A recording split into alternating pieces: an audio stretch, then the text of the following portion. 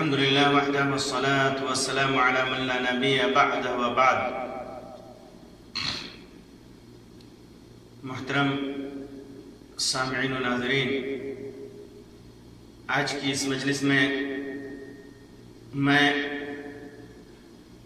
ان لباسوں کے تعلق سے چند باتیں رکھنا چاہتا ہوں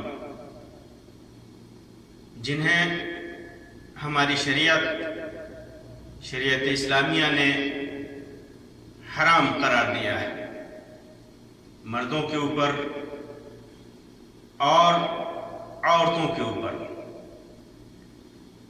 یہ بات یاد رہے کہ چیزوں میں کوئی بھی چیز ہو، پہننے کی چیز ہو، کھانے کی چیز ہو، پینے کی چیز ہو، رہن سہن سے متعلق ہو، اصل اباحت ہے.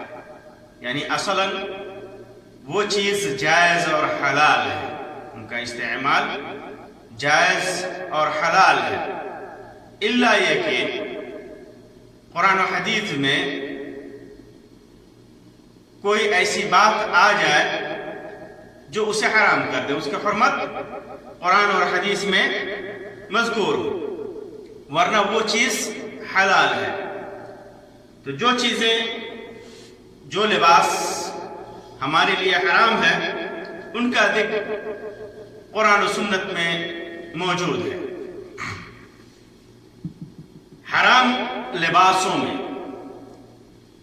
پہلی چیز جو حرام ہے، پہلا لباس جو حرام ہے، وہ لباس جس کے اندر غیر مسلموں سے مشابہت لازم آتی ہے. یعنی وہ لباس جو کافروں کا شعار ہو، جسے کافر اپنے دھرم کے حساب سے، اپنے مذہب کے حساب سے، اپنے ریلیجن کے حساب سے پہنتے ہوں، اور اس کی مشابہت اختیار کرتے ہوئے ایک مسلمان اگر اس لباس کو پہنتا ہے تو یہ ایک مسلمان کے لیے حرام ہے. اللہ کے رسول صلی اللہ علیہ وسلم نے فرمایا، من تشبہ بقوم فہو منہم. کسی قوم کی مشابہت اگر کسی نے اختیار کی تو وہ انہی میں سے ہو جاتا ہے. تو کافروں سے مشابہت والا لباس حرام ہے. اسی طرح وہ لباس حرام ہے جس سے شرمگاہ نہ ڈھکے، اتنا تنگ ہو، اتنا چھوٹا ہو کہ جو شرمگاہ ہے، چاہے وہ مرد کی شرمگاہ ہو، عورت کی شرمگاہ ہو، وہ ظاہر ہو جائے تو وہ لباس حرام ہے. اس لیے چاہے مرد ہو یا عورت، سب کو ایسا لباس پہننا چاہیے کہ شرمگاہ اس کی ڈھک جائے. کوئی بھی لباس ہو، حلال لباس بھی ہے اگر حلال ذرائع سے حاصل کیا ہے، لیکن اگر اس سے شرمگاہ ظاہر ہو جائے تو وہ حرام ہے. یا بنی آدم، اللہ تبارک و تعالیٰ نے فرمایا، یا بنی آدم قد انزلنا علیکم لباسا یواری سوآتکم. اے آدم کی اولاد، میں نے تمہارے لیے ایسے لباس بنائے جو تمہاری شرمگاہ کو ڈھکے. تو جب شرمگاہ ہی نہیں ڈھکے تو اس لباس کا کوئی فائدہ نہیں. اسی وجہ سے شریعت نے اسے حرام قرار دیا ہے. جو بھی شرمگاہ کے حصے ہیں، مردوں میں الگ ہیں، عورتوں میں الگ ہیں. عورت اپنے حساب سے ڈھکے گی اور مرد اپنے حساب سے ڈھکے گا. اور ایسا لباس اگر عورت استعمال کرتی ہے کہ اس کے شرمگاہ ظاہر ہو تو اس کے لیے حرام ہے. مرد استعمال کرتا ہے کہ جس سے اس کے شرمگاہ ظاہر ہو تو وہ اس کے لیے حرام ہے. اسی طرح وہ لباس بھی حرام ہے جس لباس کے اندر صنف مخالف سے تشبہ لازم آتا. یعنی مرد ایسا لباس استعمال کرے جو عورتوں کے لیے ہے اور عورت ایسا لباس استعمال کرے جو مردوں کے لیے ہے. مرد کے لیے مخصوص لباس ہے، عورتوں کے لیے مخصوص لباس ہے، لیکن یہ دونوں اگر ایسا لباس استعمال کرتے ہیں جو ایک دوسرے سے مشابہت لازم آتی ہے تو ایسا لباس حرام ہے. ایسا لباس حرام ہے. مرد جیسے عورتوں کے لیے ساڑی مخصوص ہے، عورتوں کے لیے سلوار قمیص کی خاص انداز مخصوص ہیں. عورتوں کے لیے جو لباس ہے اسے اگر مرد پہنتا ہے تو اس کے لیے وہ حرام ہے. عورت مردوں کے لیے جو لباس خاص ہے، جیسے ہمارے علاقے میں کرتا پاجامہ ہے یا ایسا لباس ہے پینٹ شرٹ جو خاص انداز میں مردوں کے لیے ہے، وہ اگر عورت استعمال کرتی ہے تو اس کے لیے حرام ہے. عبداللہ ابن عباس رضی اللہ تعالیٰ عنہ کی روایت فرماتے ہیں، صحیح بخاری کے اندر ہے کہ لعن رسول اللہ کے رسول صلی اللہ علیہ وسلم نے ارشاد فرمایا، عبداللہ ابن عباس رضی اللہ تعالیٰ عنہ نے فرمایا کہ لعن رسول اللہ صلی اللہ علیہ وسلم المتشبہین من الرجال بالنساء والمتشبہات من النساء بالرجال، کہ اللہ کے رسول صلی اللہ علیہ وسلم نے ایسے مردوں پر لعنت فرمائی ہے جو عورتوں کی مشابہت اختیار کرتے ہیں، اور ایسی عورتوں پر آپ نے لعنت فرمائی ہے جو مردوں کی مشابہت کرتی ہیں. تو ایسے مرد جو عورتوں کی مشابہت اختیار کریں ان پر اللہ کے رسول صلی اللہ علیہ وسلم کی لعنت ہے، اور ایسی عورتیں جو مردوں کی مشابہت اختیار کریں ان کے اوپر بھی اللہ کے رسول صلی اللہ علیہ وسلم کی لعنت ہے. اسی طرح مردوں کے لیے کچھ خاص انداز کا لباس، عورتوں کے لیے نہیں. عورتوں کے لیے وہ لباس جائز ہے بلکہ ضروری ہے اور واجب ہے، اور مردوں کے لیے وہی چیز حرام ہے. جیسے ٹخنے سے نیچے لباس پہننا، کوئی بھی لباس ہو، زمانہ کوئی بھی، وقت کوئی بھی ہو، اگر آدمی مرد ٹخنے سے نیچے لباس پہنتا ہے تو یہ حرام ہے. اللہ کے رسول صلی اللہ علیہ وسلم نے ارشاد فرمایا کہ مسلمان کا لباس نصف پنڈلی تک ہے. اگر پنڈلی اور ٹخنے کے درمیان ہو تو اس میں بھی کوئی حرج نہیں ہے. اور اگر وما كان اسفل من ذلك، اگر ٹخنے سے نیچے ہے تو فهو في النار. وما كان اسفل من ذلك الكعبين فهو في النار، وہ جہنم کا ٹکڑا ہے. اسی طرح ومن جر ثوبه بطرا، اور جو تکبر میں اپنے کپڑے کو لٹکا کر کے چلتا ہے، گھسیٹ کر کے چلتا ہے، تو اللہ تبارک و تعالی لم ينظر الیہ یوم القیامہ، قیامت کے دن اس کی طرف نہیں دیکھے گا.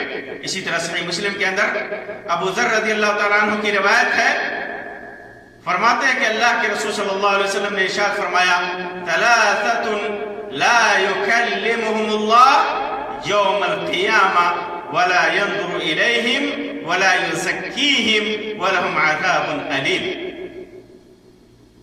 3 بار آپ صلی اللہ علیہ وسلم نے فرمایا کیا 3 آدمی اللہ تبارک و تعالیٰ ان سے قیامت کے دن بات نہیں کرے گا، ان کی طرف رحمت کی نگاہ سے نہیں دیکھے گا، انہیں پاک نہیں کرے گا، اور ان کے لیے دردناک عذاب ہوگا، دردناک عذاب ہوگا.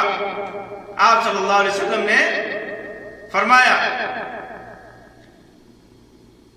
پھر اس کے بعد ابو ذر رضی اللہ تعالیٰ عنہ کہتے ہیں کہ اللہ کے رسول صلی اللہ علیہ وسلم سے میں نے پوچھا خابوا وخسروا من ہم یا رسول اللہ، وہ لوگ تو نقصان والے ہو گئے، ناکامیاب ہو گئے، نامراد ہو گئے، برباد ہو گئے، وہ لوگ کون ہیں؟ تو اللہ کے رسول صلی اللہ علیہ وسلم نے فرمایا المسبل، ٹخنے سے نیچے कपड़ा पहनने वाला, वल मन्नान एहसान करके एहसान जतलाने वाला, वल मुनफिक सिलअतहु बिल हलिफिल कादिब झूठ बोल करके झूठी कसम खा करके अपना सामान बेचने वाला। तो ये मर्दों के लिए है। औरतें ऐसा लिबास पहनेंगी जिनसे उनका पैर ढका रहे, ये उनके लिए जरूरी है, वाजिब है। लेकिन मर्द अगर ढकने से नीचे लिबास पहनता है तो वो लिबास उसके लिए हराम है। इसी तरह वो लिबास जो हराम के कबील से, वो भी हराम है। हराम के कबील से जैसे आमतौर पर देखा जाता है, जैसे औरतें ऐसा लिबास पहनती हैं जिनसे उनकी जीनत, जिनसे उनके जिस्म की बनावट जाहिर होती है। अजनबी के सामने, गैर महरमों के सामने जाहिर होती है उनके जिस्म की बनावट मुकम्मल। आजकल जैसे मशहूर हैं, आप देखेंगे औरतें या मर्द ऐसे लिबास पहन करके माशरे में घूमते हैं, सड़कों पर, बसों में, ट्रेनों में, जो बज़ाहिर तो लिबास पहने रहते हैं लेकिन उनका पूरा जिस्म, उनके पूरे जिस्म की साख और बनावट जाहिर होती है।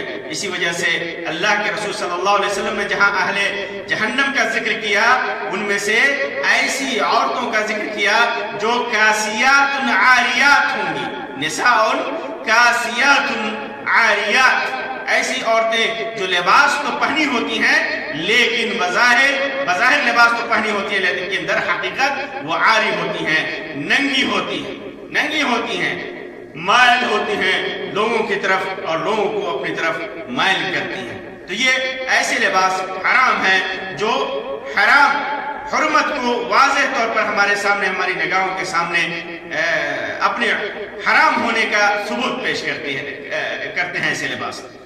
इसी तरह वो लिबास जो हराम है, ऐसे लिबास जिन पर ज़ीरूह की सूरत हो, तस्वीर हो, ज़ीरूह की तस्वीर हो, इंसान की तस्वीर हो, जानवरों की तस्वीर हो।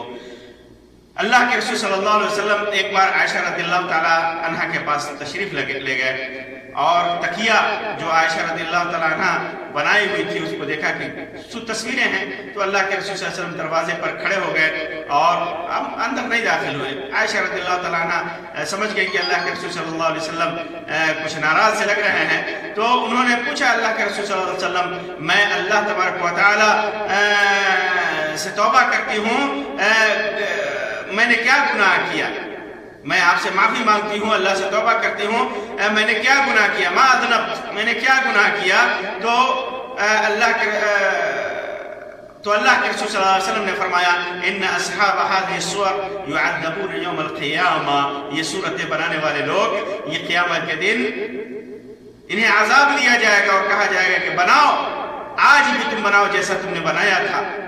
फिर उसके बाद अल्लाह के रसूल सल्लल्लाहु अलैहि वसल्लम ने इरशाद फरमाया, उस घर में फरिश्ते दाखिल नहीं होते जिस घर में तस्वीर हो। तो ऐसा लिबास पहनना जिनके ऊपर तस्वीरें बनी हुई ज़ीरूह की, गैर ज़ीरूह की तस्वीरें हैं उसको कोई हर्ज नहीं, लेकिन ज़ीरूह की तस्वीरें बनी हो तो उसमें हर्ज है और वो हराम है। इसी तरह बाज उसको भी पहनने वाली चीज़ों में शुमार किया, जैसे गहने हैं, जेवरात हैं, ऐसे जेवरात जो औरतों के लिए ख़ास हैं, औरतें पहनती हैं, वो जेवरात मर्दों के लिए हराम है। सोने और चांदी के ख़ास तौर से जेवरात हराम है। अल्लाह के रसूल सल्लल्लाहु अलैहि वसल्लम ने फरमाया, सोने चांदी और इसी तरह रेशम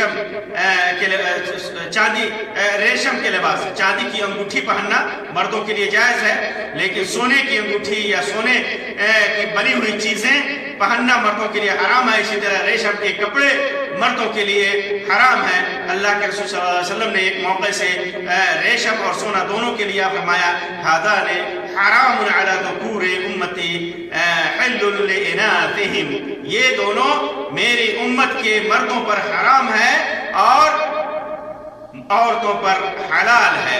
तो वो ज़ेवरात जो औरतों की जीनत के लिए खास हैं और वो औरतें इस्तेमाल करती हैं, तो वो मर्दों के लिए हराम है, और वो रेशम के कपड़े मर्दों के लिए हराम है। اسی طرح وہ لباس بھی حرام ہے جیسا کہ میں نے ایک مجلس میں بیان کیا تھا، جسے لباس الشہرہ کہا جاتا ہے، شہرت کا لباس۔ آدمی جس علاقے میں، جس ماحول میں جو کپڑا معروف نہیں ہے اور آدمی دکھانے کے لیے، لوگوں کی نگاہ اپنی طرف کھینچنے کے لیے، لوگوں میں مقام و مرتبہ پانے کے لیے اگر وہ لباس اگرچہ وہ حلال ہے لیکن اس مقصد سے، اس نیت سے اور اس قسم کا لباس آدمی استعمال کرتا ہے تو وہ لباس حرام ہے۔ اسی طرح وہ لباس بھی حرام ہے جو حرام ذرائع سے حاصل کیا گیا ہو، حرام کمائی سے حاصل کیا گیا ہو، سود کے ذریعے اور جوا بازی کے ذریعے، حرام طریقے سے تجارت کر کے، تجارت میں جھوٹ بول کر کے اگر وہ ایسا لباس خرید کر کے پہنتا ہے تو ایسا لباس اس کے لیے حرام ہے، کیونکہ اللہ کے رسول صلی اللہ علیہ وسلم نے یہ بھی فرمایا کہ ایسا لباس پہننے والا اگر کوئی حرام لباس پہنتا ہے تو اس کی دعا بھی قبول نہیں ہوتی۔